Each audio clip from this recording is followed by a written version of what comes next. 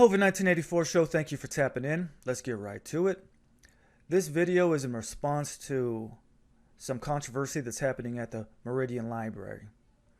There's a group of citizens who have presented a list of books that they want to have removed. And there's another group of citizens who are opposed to these books being removed. I wanted to make this video as factual as possible to present evidence of one of the books that I found in the library that I think should absolutely be removed. I think it's obscene and it contains child pornography.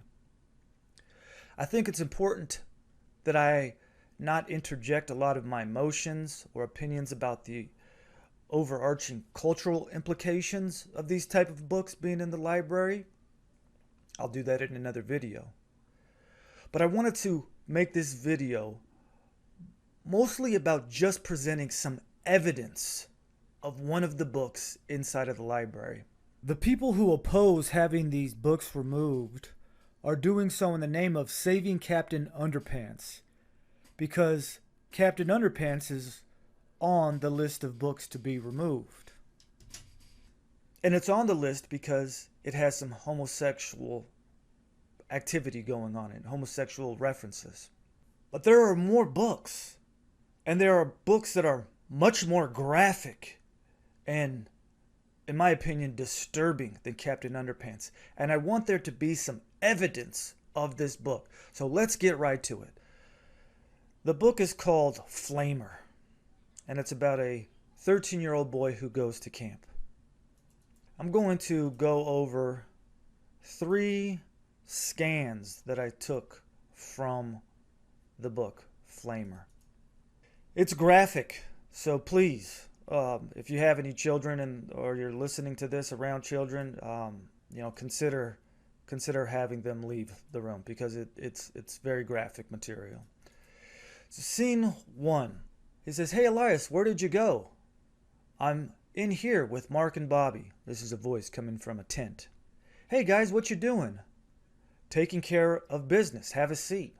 "Huh? Why is it so dark in here?" "Can I come in now?" "No, you're too young." "No, I'm not."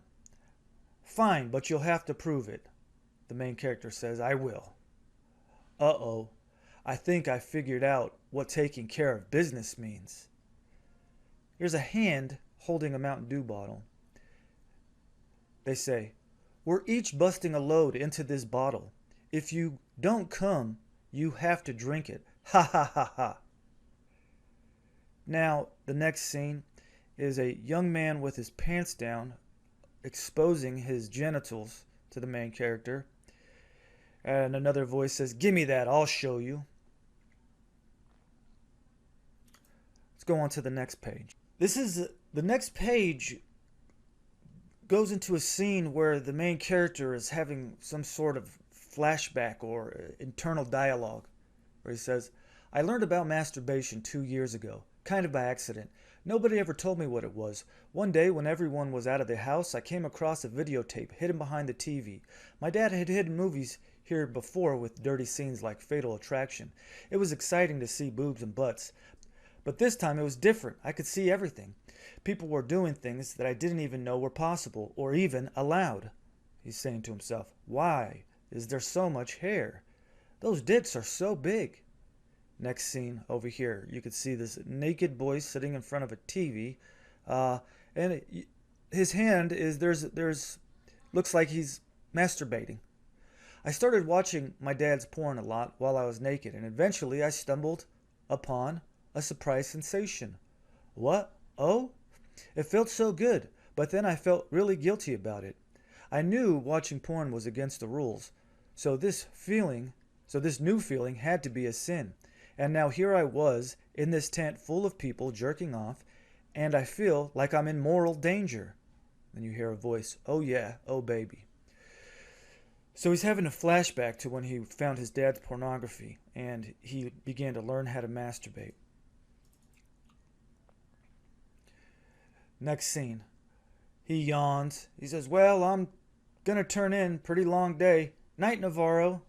"I did it." "No, you didn't, you little shit." Those are voices coming from the tent. Now the main character is back in the tent by himself and he's thinking, wow, that was weird and gross and wrong, but I feel so excited. And here's a drawing depicting him with his hands under his blanket, naked, masturbating. And now he's fallen asleep. Now to me this is pretty clear-cut evidence of pornography that includes children in it, that is centered around children in it, being distributed by the library. I thought it was important to make this public and to document this so that the people who are hiding under the banner of saving Captain Underpants, they have to address this book, Flamer. I don't think this is appropriate for juveniles, for young adults, for adults. I don't think this is appropriate library material. The people who are opposed to Flamer being removed from the library are saying that that would be an act of censorship. But I disagree. This would be an act of curation. The library has to have some sort of standards that they use in order to determine what's appropriate for their library. Surely they wouldn't allow Hustler or Playboy to be in the library. So there is a level of curation that has to occur.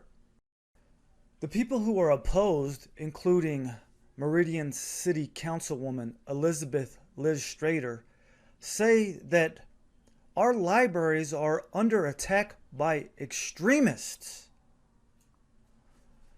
But is it really under attack? Or are the citizens who fund the library through their taxes simply trying to voice what they think is a desirable level of curation to go on? Is that an attack? Or is that people in the community who actually have a say in the matter using their voice to give their opinion? The people who are opposed to Flamer being removed from the library, a book depicting a group of young teenagers in a circle masturbating and then potentially consuming that, they say that this is a book ban. But this is not a book ban, removing Flamer. A book ban would be when the government comes out and says that it's illegal to own a particular book. That's a book ban. Nobody is calling for this book to be illegal. They're simply saying that the government should not be distributing this. That is not a book ban. I think that the opponents to having Flamer removed from the library are intentionally conflating issues, that they're hiding behind Captain Underpants in an attempt to have to avoid looking at the more serious examples of obscenity and child pornography being distributed by the government. Now, I wanted to make this video as concise, as factual, as short as possible. I do think there are some other issues at hand here.